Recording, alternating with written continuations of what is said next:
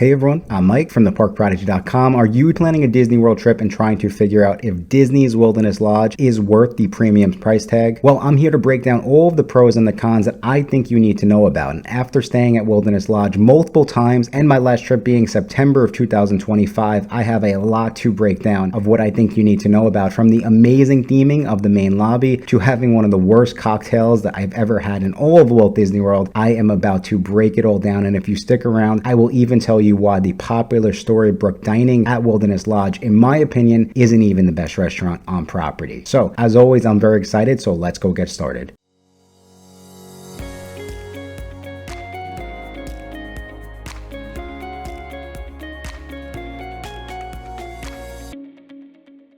Thank you again so much for checking out this video. Like I said, I'm breaking down the pros and the cons of Disney Deluxe Resort, the Disney Wilderness Lodge. And we're going to jump right in. We're starting with the pros. And of course, in at number one, I have to talk about the theming. Because at the Wilderness Lodge, guests can escape to the rustic majesty of America's Great Northwest, inspired by the turn-of-the-century National Park lodges. Disney's Wilderness Lodge celebrates American craftsmanship and honors the beauty of the untamed wilderness. The main lobby of this hotel, when you walk in it for the first time, you will just stare up like a little kid and you won't even know what to do. It is that grand and it is really cool, and I feel like it's exactly what you want like a Disney resort to be. And even though it's not that Disney, it's just the theming is something that you're not going to find in Central Orlando. And I live from New York City. I live on the East Coast now. You don't find this stuff really on the East Coast, and if I'm wrong, tell me where I could find this. Maybe up in Vermont, closer to Canada, I don't know, but I don't think you're finding it in Central Florida, and that's what I love about it. And tying into that, especially if you're visiting a Disney World trip around the holidays, this hotel couldn't be more magical during Christmas time. The decorations and the trees are gorgeous, and the detail that goes into them is next level. The main lobby, you'll see a huge Christmas tree that goes all the way up to the ceiling. And if you're trying to plan around the holidays,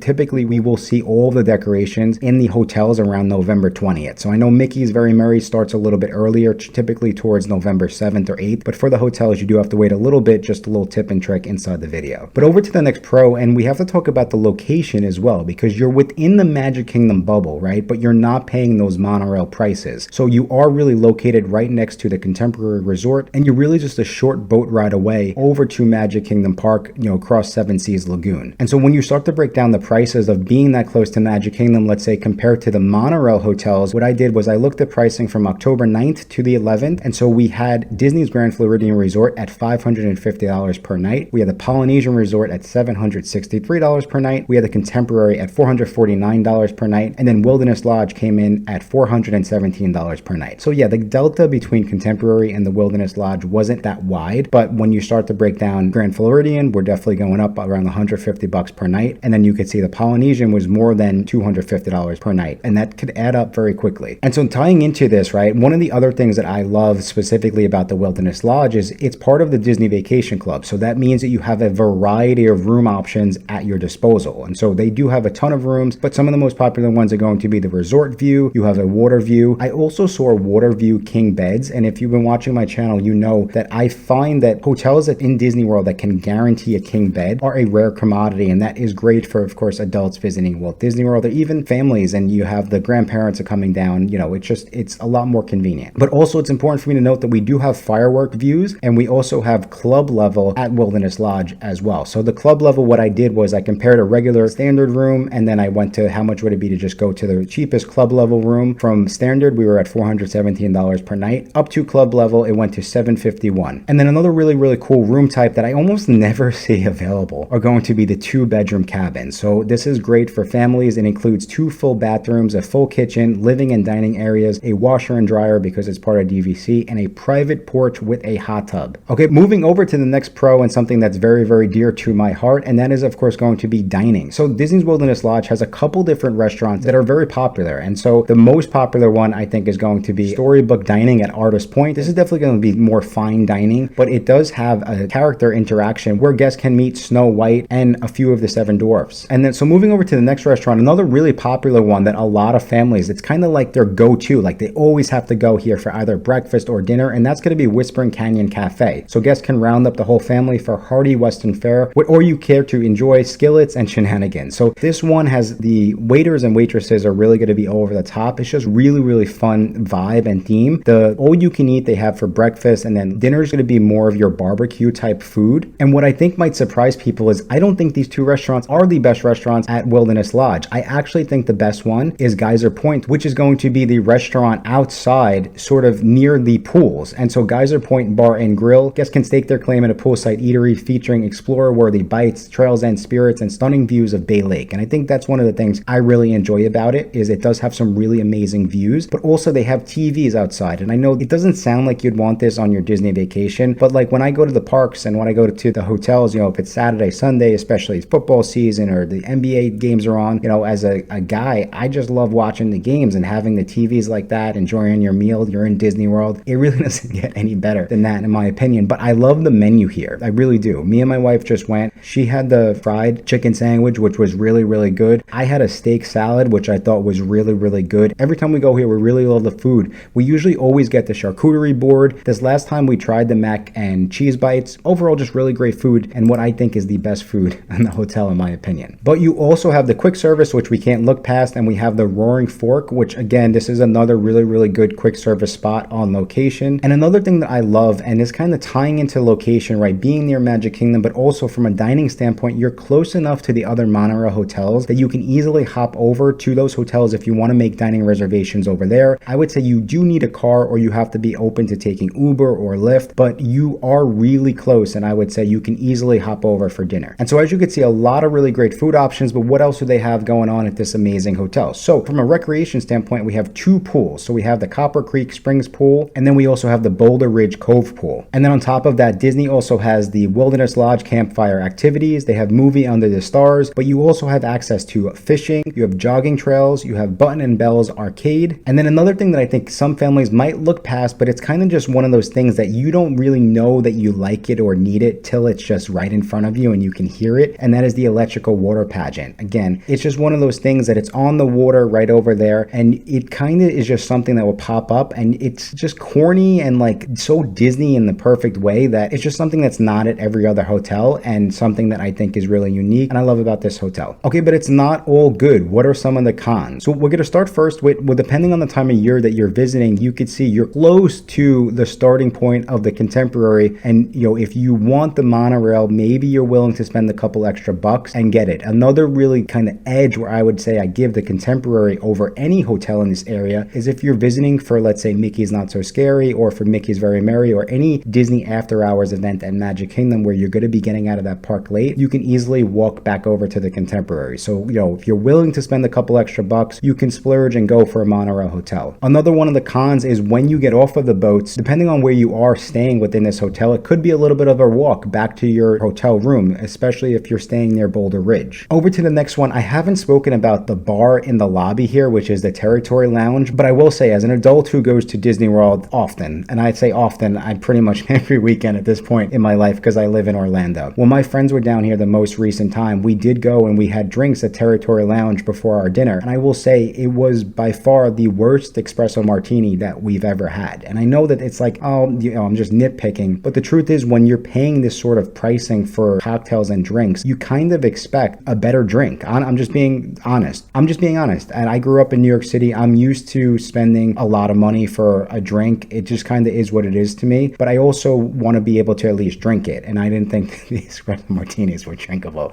But outside of that, I was kind of sad by that because I liked the vibe at the Territory Lounge. I think, again, had TVs, cool bar area, just the drinks, they got to do a better job of it. And like I said, when you start to compare it to, let's say, the Contemporary or the Polynesian, Grand Floridian, if you're familiar with the bars and the lobby bars over there, right, every time I go to the Beauty and the Beast Lounge, whether it be Steakhouse 71 or the Enchanted Rose or Trader Sam's, right, it doesn't even compare to those bars. So that's why it had to be on the cons list. Another one of the cons is that the main pool area here can be very crowded, and it can be tough to get a seat under an umbrella. And one of the ones that I saw online that's important, if you are interested in those cabins, right, it's important to note that those cabins do not have bathtubs, so that can be a significant drawback for families. And then another one that I saw, especially around the holidays, right, it's an amazing hotel around the holidays, but because of that, a lot of guests will come and visit this hotel, so the lobby can be a little bit more crowded or noisy than maybe some of the other Disney Deluxe resorts. And with that said, I love love the vibe over here. I love the theming, but some families might not be interested in that rustic vibe, especially when you're paying Disney Deluxe dollars. But overall, I come back to this hotel again and again. It's a different experience. It's a different feel, like I said, than the other deluxe resorts, but that's what's great about Disney, and that's why I love this hotel, because it is something completely different from everything else. And I really hope that you found this video helpful, breaking down the pros and the cons of Disney's Wilderness Lodge Resort. And if you are in the process of planning that Disney World trip and you do need a little additional help, just be sure to go check out our website, theparkprodigy.com. There is even a questionnaire in the show notes you can fill out to get a custom Disney World vacation package quote. And as a thank you right now for any family who does book their Disney World vacation package through our small business, we're giving up to $250 back in a Disney gift card that you can use on your trip. So just be sure to go check out our website if you're interested in learning more. But I think that's all the time we have for today. Thank you all again so much for checking out this video. And until next time, I will talk to you soon.